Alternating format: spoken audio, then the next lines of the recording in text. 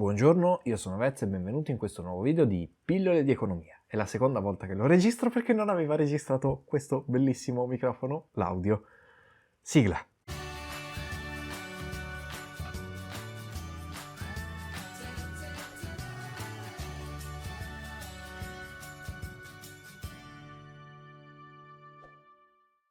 Oggi vorrei introdurvi, da un punto di vista teorico, l'argomento delle assicurazioni. Se questo genere di video vi piace, ne farò altri in futuro. Innanzitutto, in economia si è soliti distinguere due tipi di rischi puri e rischi speculativi. I rischi puri sono legati a eventi che possono generare solo delle perdite.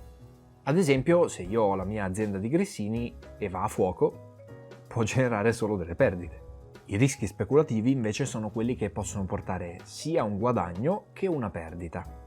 Ad esempio, se io compro delle azioni di un'azienda di grissini e questo titolo in borsa va bene, io sto guadagnando dei soldi. Se invece va male, ne sto perdendo. Tutte le volte che investiamo nel mercato finanziario stiamo andando incontro a rischi speculativi. E badate bene che sono rischi che noi vogliamo correre, altrimenti non avremmo investito. A differenza dei rischi puri, che sono rischi che noi non vorremmo correre potendo, ma siamo obbligati a correre perché esistono e prescindono dal nostro controllo. E sia chiaro che questi rischi puri possono portare anche danni molto elevati. È proprio per questo che esistono le società di assicurazione. Queste si offrono di proteggere il cliente da vari tipi di rischi, comprando il loro rischio tra molte virgolette. Piccola postilla, nel video di oggi parliamo dell'assicurazione ramo danni. Se volete anche quella ramo vita, scrivetemelo nei commenti. Dicevo, le assicurazioni si offrono di proteggere il cliente da un certo tipo di rischi, ma non lo fanno gratis. Infatti propongono un contratto a fronte del quale bisogna pagare un certo quantitativo di denaro, che si chiama premio assicurativo. Pagando questo premio, la società si impegna a risarcire i danni che io subisco nel caso in cui quell'evento si verifichi. Può sembrare complicato, ma è abbastanza semplice, seguitemi.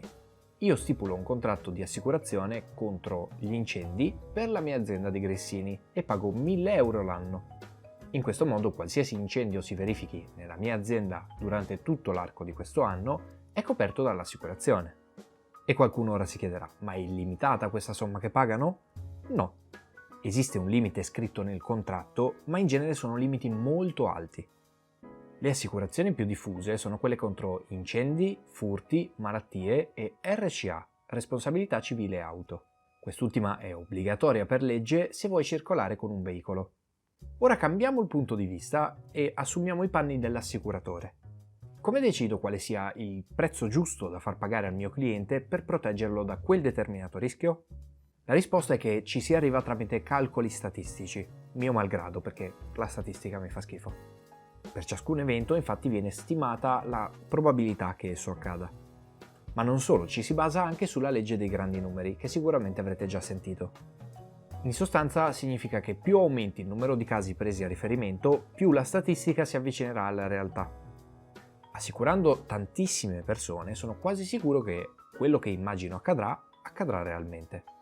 Detto questo, ovviamente il premio da pagare alla società di assicurazione non dipende solamente dalla probabilità che quell'evento accada, ma anche da quanti danni può fare quell'evento.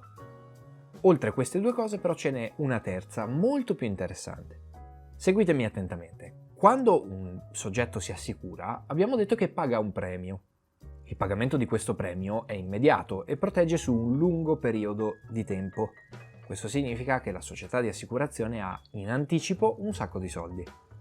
Non solo, significa anche che questo evento potrebbe non accadere, quindi durante quest'anno, se non succede mai, questi soldi sono tutti guadagnati. A questo punto, cosa fai? Lasci nelle casse questi soldi? Assolutamente no, li investi nel mercato finanziario. Questo ulteriore profitto, però, ora vi stupisco, potrebbe essere un vantaggio anche per il cliente. Vediamo perché. Tu stai pagando un sacco di soldi all'assicurazione. L'assicurazione ha in anticipo un sacco di soldi che investe nel mercato finanziario. Da questi ci ricava un profitto, quindi alla fine avrà più soldi di quanto è il totale dei premi pagati. Questo significa che può abbassare il costo dei premi. Abbassare il costo dei premi significa attirare nuovi clienti e quindi avere nuovi soldi in anticipo. Spero che questo ragionamento non sia stato troppo complesso, è ciò che effettivamente accade per battere la concorrenza, tra molte virgolette. Se non vi è chiaro qualcosa però scrivetemelo nei commenti. Bene, anche questo video è giunto al termine. Se vi è piaciuto vi invito a lasciare like, commentare, condividere, iscrivervi e attivare la campanellina.